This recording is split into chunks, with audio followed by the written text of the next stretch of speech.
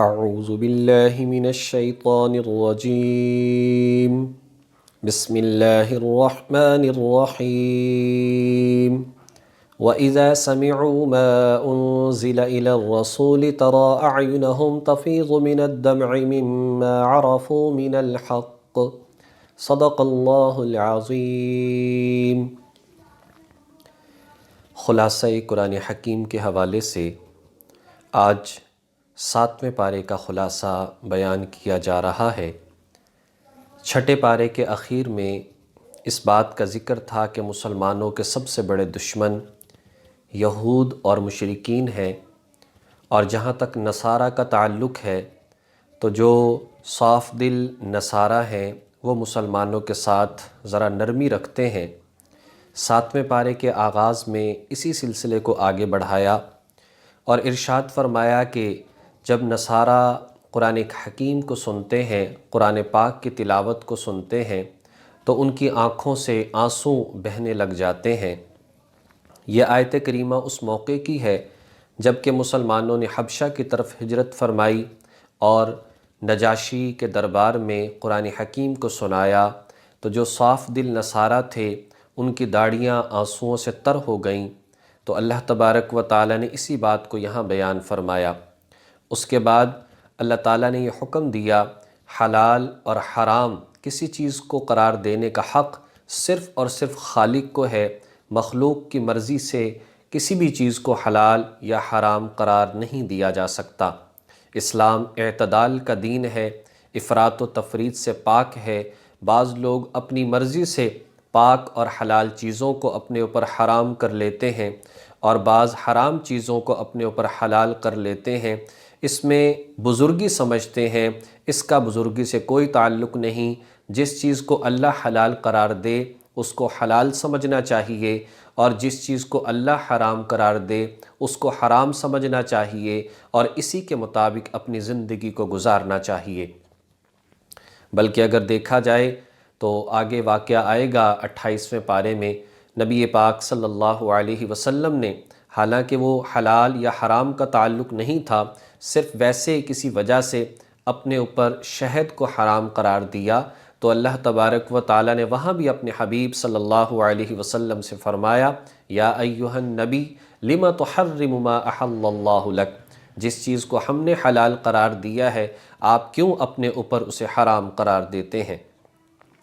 آیت نمبر 89 میں ارشاد فرمایا، لا یؤاخذکم اللہ باللغو، قسم کی 3 قسمیں ہیں، یعنی قسم کے حوالے سے ارشاد فرمایا تو اگر ہم اس بات کو سمجھیں کہ قسم کتنی طرح کی ہوتی ہے تو بات کو سمجھنا آسان ہو جائے گا۔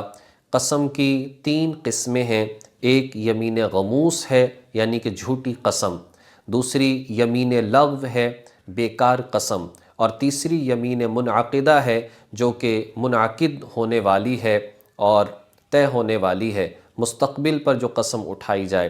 ان کے الگ الگ احکامات ہیں۔ یمین غموس جھوٹی قسم، اس کا تعلق ماضی سے ہوتا ہے۔ کوئی شخص یہ کہے اللہ کی قسم میں نے ایسا نہیں کیا تھا، تو اگر یہ اس بات پر جھوٹ بول رہا ہے تو ظاہری بات ہے اس کا گناہ کبیرہ ہوگا لیکن کفارہ نہیں ہے۔ دوسری یمین لغو ہے، انسان اپنے علم، اپنے خیال اور ذہن کے مطابق سچی قسم اٹھا رہا ہے لیکن حقیقت میں ایسا نہیں تھا، تو اس کا حکم یہ ہے کہ گناہ تو نہیں ہوگا اور نہ ہی اس کا کفارہ ہوگا، یعنی گناہ بھی نہیں ہوگا اور کفارہ بھی نہیں ہوگا۔ اور تیسری ہے یمین منعقدہ، کہ انسان مستقبل پر کوئی ایسی بات کرے، اللہ کی قسم میں ایسا کروں گا، اللہ کی قسم میں ایسا کھاؤں گا، اللہ کی قسم میں ایسا نہیں کروں گا، فلاں جگہ پر نہیں جاؤں گا، اور پھر اگر اس قسم کو توڑ دے پھر اس کا کفارہ ہے۔ اور کفارہ ہے کیا؟ سب سے پہلی بات یہ ہے کہ اس کا کفارہ یہ ہے کہ انسان 10 مسکینوں کو کھانا کھلائے، 2 ٹائم کا کھانا کھلائے، نہیں تو 10 غریب لوگوں کو کپڑے خرید کر دے دے، لباس خرید کر دے دے، اور یا پھر یہ ہے کہ غلام آزاد کرے۔ اور اگر ان میں سے کوئی ایسا بندہ ہے جو اس کی استطاعت نہیں رکھتا تو وہ پھر 3 روزے رکھے۔ لیکن یمین منعقدہ کے حوالے سے یہ بات سمجھ لینی چاہیے، اگر انسان قسم کسی ناجائز کام پر اٹھا رہا ہے تو اسے چاہیے کہ اپنی قسم کو توڑ دے اور کفارہ ادا کرے، اور اگر کسی جائز کام پر ہے اور قسم اس نے پوری کر دی تو نہ گناہ ہوگا نہ ہی کسی قسم کا کوئی کفارہ ہے۔ اس کے بعد آیت نمبر 90 شراب کے حوالے سے بڑی اہمیت رکھنے والی آیت کریمہ ہے، اس لیے کہ شراب کی حرمت تدریجاً ہوئی ہے۔ پہلے سورۃ البقرہ کی آیت نمبر 219 نازل ہوئی، لوگوں نے سوال کیا شراب کے بارے میں اور جوئے کے بارے میں، تو وہاں فرما دیا گیا اس کے اندر کچھ نہ کچھ فائدہ تو نظر آتا ہے لیکن نقصان بہت زیادہ ہے۔ پھر سورۃ النساء کی آیت نمبر 43 ہے جس میں فرمایا کہ نشے کی حالت میں نماز کے قریب نہ جاؤ، اور پھر اس کے بعد سورۃ المائدہ کی آیت نمبر 91 اور آیت نمبر 90 ہے جس کے اندر ارشاد فرمایا رجس من عمل الشیطان فاجتنبوہ لعلکم تفلحون، یہ شیطان اور گندگی کے کاموں میں سے ہے، لہٰذا اس سے باز آ جاؤ تاکہ تم کامیاب ہو سکو۔ اس میں حرام قرار دے دیا، اور پھر فرمایا کہ شراب اور جوئے کا اثر یہ پڑتا ہے کہ انسان اللہ کی ذات سے دور ہو جاتا ہے، نماز سے دور ہو جاتا ہے، آپس میں بغض اور عداوت بڑھ جاتی ہے۔ پھر اللہ رب العزت نے احرام کی حالت میں خشکی کا شکار کرنے سے منع فرمایا کہ خشکی کا جو شکار ہے وہ احرام کی حالت میں تمہارے لیے جائز نہیں، ہاں سمندری شکار ہو تو وہ احرام کی حالت میں بھی جائز ہے۔ پھر آیت نمبر 103 کے اندر اللہ تبارک و تعالیٰ نے ارشاد فرمایا مشرکین کا حال یہ تھا کہ وہ بہت سارے حلال جانوروں کو بتوں کے نام پر چھوڑ دیا کرتے تھے اور اپنے لیے پھر انہیں حرام سمجھتے تھے، نہ اس پر ہم سواری کریں گے، نہ اس کا دودھ استعمال کریں گے، نہ اس کا گوشت استعمال کریں گے۔ تو اس سے منع فرمایا جس چیز کو اللہ کی ذات نے حلال قرار دیا ہے کیوں غیر اللہ کے نام پر کر کے اپنے لیے حرام قرار دیتے ہو۔ آیت نمبر 105 کے اندر ارشاد فرما دیا یا ایھا الذین آمنوا علیکم انفسکم لا یضرکم من ضل اذا اہتدیتم، اے ایمان والو تم اپنی فکر کرو اور اگر تم خود سیدھے راستے پر چل رہے ہو تو کوئی تمہیں گمراہ نہیں کر سکتا۔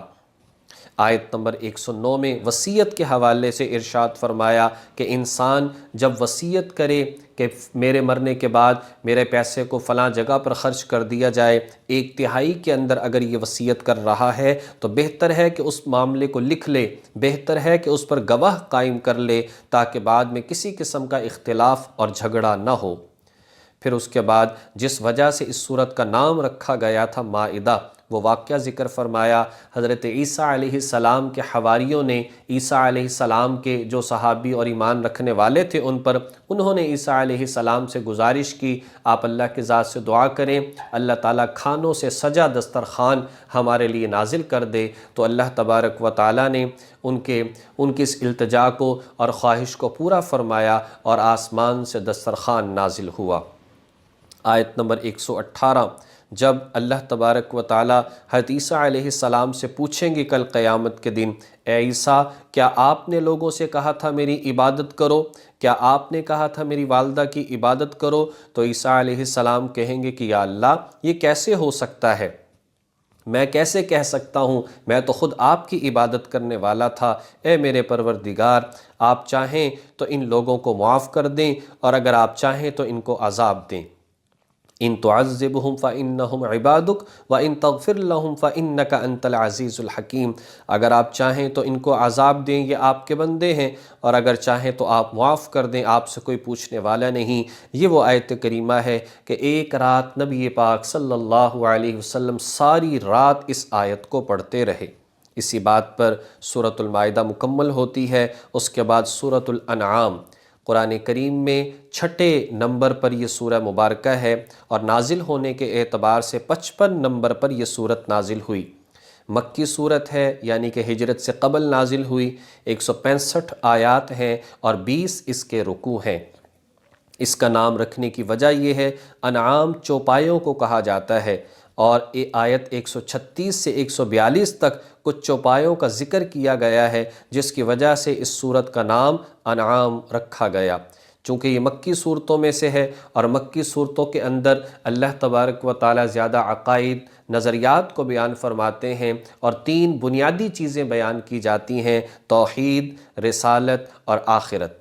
تو آغاز فرمایا اللہ تعالیٰ کی ذات وہی ہے جو آسمان و زمین کو پیدا کرنے والی ہے، اللہ وہی ہے جو ہر ظاہر اور پوشیدہ باتوں کو جاننے والا ہے، اللہ وہی ہے جو رات کو اس نے تمہارے لیے ایک نیند کا ذریعہ بنا دیا، اور جب تم سو جاتے ہو تمہاری روح کو وہ قبض کر لیتا ہے۔ وہ اللہ کی ذات سب پر غالب ہے اور ہر چیز سے باخبر ہے۔ پھر مشرکین سے سوال کیا گیا، اے مشرکین تم یہ تو بتاؤ زمین کو کس نے بنایا، آسمان کو کس نے بنایا، اس کے اندر جو چیزیں ہیں، مخلوقات ہیں، انہیں کس نے بنایا ہے؟ آپ خود ہی پھر جواب دے دیجئے، ان سب چیزوں کو پیدا کرنے والا صرف اللہ ہے۔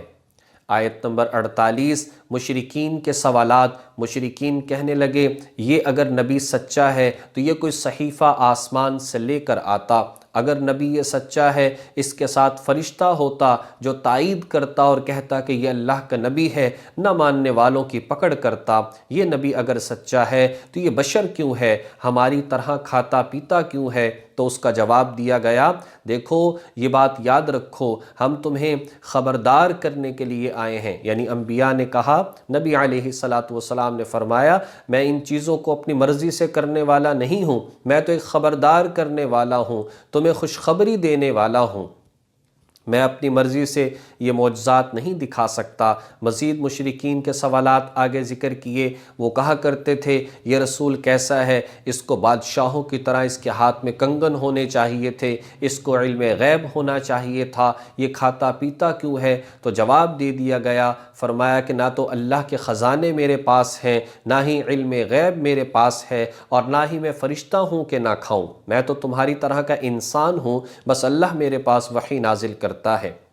آیت نمبر 174 میں حضرت ابراہیم علیہ السلام کے حوالے سے ذکر فرمایا کہ ابراہیم علیہ السلام نے کیسے گمراہی میں ڈوبے انسانوں کی اصلاح فرمائی، اور کیسے لوگوں کے ذہن کے مطابق اتر کر انہیں عقیدہ توحید سمجھایا۔ جب لوگوں نے چاند کو دیکھا اسے معبود بنایا، سورج کو دیکھا اسے معبود بنایا، تو ابراہیم علیہ السلام کہنے لگے کہ مان لیتے کہ چاند ہمارا معبود ہے لیکن یہ تو غروب ہو جاتا ہے، سورج ہمارا معبود ہے لیکن یہ تو غروب ہو جاتا ہے، سمجھ میں یہ بات آتی ہے یہ معبود نہیں ہو سکتے، ان سب کو پیدا کرنے والا اللہ ہمارا معبود ہے جو سب پر غالب ہے۔ تو اس بات کی سب سے پہلے مخالفت ابراہیم علیہ السلام کے والد آزر نے کی۔ اس کے بعد آیت نمبر 83 سے 86 تک کی جو آیات ہیں بڑی اہم، اللہ تبارک و تعالیٰ نے حضرات انبیاء علیہم السلام میں سے 18 انبیاء کا ذکر فرمایا اور نام لے کر ذکر فرمایا۔ سارے قرآن پاک میں جو نام لے کر انبیاء کا ذکر کیا گیا وہ 25 انبیاء علیہم السلام ہیں۔ ویسے انبیاء کی تعداد تقریباً 1,24,000 ہے، جس میں سے 315 رسول ہیں۔ سب کی تعلیمات مشترک تھیں، توحید، اللہ تعالیٰ کی عبادت، اللہ تعالیٰ کی صفات، نمبر 2 رسالت، اور نمبر 3 آخرت، بعث بعد الموت، حساب کتاب، جنت اور دوزخ۔ یہ 3 بنیادی چیزیں تمام انبیاء کی تعلیمات میں سے تھیں۔ اللہ تعالیٰ نے 18 انبیاء کا ذکر فرمایا اور آخر میں یہ بات ارشاد فرما دی، دیکھو اگر تم نے رزق حلال کا اہتمام نہ کیا، اگر تم نے شرک اختیار کیا، اللہ ساری نیکیاں تمہاری ضائع کر دے گا۔ اس کے بعد اللہ تعالیٰ نے آیت نمبر 95 جو ہے اس کے حوالے سے فرمایا، ان اللہ فالق الحب والنوا، اللہ تعالیٰ وہ ہے جو کہ گٹھلی کو پھاڑ کر اور اس طرح سے بیج کو پھاڑ کر اس میں سے فصلوں کو نکالتا ہے، یخرج الحی من المیت، وہی ہے جو زندہ کو مردہ سے، مردہ کو زندہ سے پیدا کرتا ہے۔ آج تک جو ہے وہ سائنس اس بارے میں کنفیوژن کا شکار ہے کہ زندگی سے ہے یا زندگی بے جان سے پیدا ہوتی ہے۔ اللہ تبارک و تعالیٰ نے 4 طریقے ذکر فرما دیے اور فرمایا کہ 5واں کوئی نہیں۔ نمبر 1، زندہ کو زندہ سے اللہ پیدا کرتا ہے، جیسے انسان سے انسان پیدا ہوتا ہے۔ نمبر 2، مردہ کو مردہ سے پیدا کرتا ہے، جیسے بیج سے پودا نکلا کرتا ہے۔ ظاہر ہے کہ جیسی حیات انسان میں ہے ایسی بیج اور پودے کے اندر نہیں۔ نمبر 3، اللہ تعالیٰ زندہ سے مردہ کو پیدا کرتا ہے، جیسے مرغی سے انڈے کا پیدا ہونا۔ اور نمبر 4، اللہ تعالیٰ مردہ سے زندہ کو پیدا کرتا ہے، جیسے انڈے سے زندہ مرغی کا نکلنا۔ آیت نمبر 96 کے اندر ارشاد فرمایا، وہی اللہ کی ذات ہے فالق الاصباح، جو صبح کو روشن کرتا ہے، جس نے رات کو سکون دیا۔ سورج، چاند، ستاروں کو اللہ تعالیٰ کی ذات نے حساب کے لیے بنا دیا۔ آسمان پر غور و فکر کرو، یہ ستارے کیسے تمہاری رہنمائی کر رہے ہیں، یہ چاند اور اس طریقے سے سورج کیسے تمہاری خدمت کے اندر لگے ہوئے ہیں۔ آسمان سے اللہ تعالیٰ کی ذات نے پانی کو پیدا کیا، پانی کو اتارا، اس نے ہر چیز کو زندہ کر دیا، زمین کو تازگی دے دی، چیزوں اور فصلوں کو جو ہے سرسبزی عطا فرمائی۔ پھر اللہ تعالیٰ نے فرمایا کہ دیکھو تو صحیح، غور و فکر تو کرو، اللہ تعالیٰ نے کیسے پھل عطا فرمائے ہیں، کیسے پودے عطا فرمائے ہیں، کیسے پھول اللہ تعالیٰ کی ذات نے نکالے ہیں۔ ہر ایک کا رنگ دیکھو، وہ مختلف نظر آتا ہے، پھل ایک ہیں، سائز مختلف نظر آتے ہیں۔ ذریعہ دیکھو کیا ہے، اللہ نے مختلف انداز سے مختلف ذائقے جو ہے وہ پیدا فرما دیے۔ اور آیت 99 میں فرمایا، ان فی ذالکم لآیات لقوم یؤمنون، یقیناً ان ساری چیزوں کے اندر ایمان والوں کے لیے بہت نشانیاں ہیں۔ آیت نمبر 103 کے اندر ارشاد فرمایا، لا تدرکہ الابصار وہو یدرک الابصار، کہ تم اللہ تعالیٰ کی ذات کو نہیں دیکھ سکتے لیکن وہ اللہ تعالیٰ تمہیں دیکھتا ہے۔ ہر چیز اللہ کے ہونے کی گواہی دے رہی ہے، اللہ تعالیٰ تمہیں دیکھ رہا ہے۔ آیت نمبر 108 کے اندر ارشاد فرمایا اور بڑا اہم ایک ادب بیان فرما دیا، کہا کہ تم دنیا بھر کے لوگ جو مختلف پیشواؤں کو ماننے والے ہیں ان کو کبھی گالی مت دو، اگر تم ان کو گالی دو گے تو وہ جواب میں تمہارے حقیقی اللہ کو گالی دیں گے۔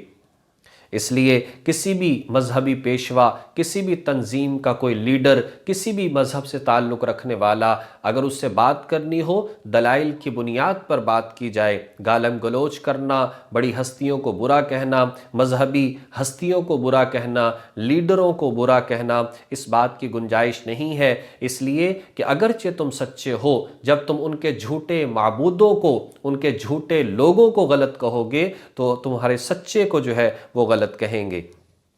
بات اصل میں یہ ہے، انسان اگر حق بات بیان کرے، حق طریقے سے بیان کرے اور سنت کے مطابق بیان کرے، ہو نہیں سکتا کہ وہ بات اثر نہ رکھتی ہو۔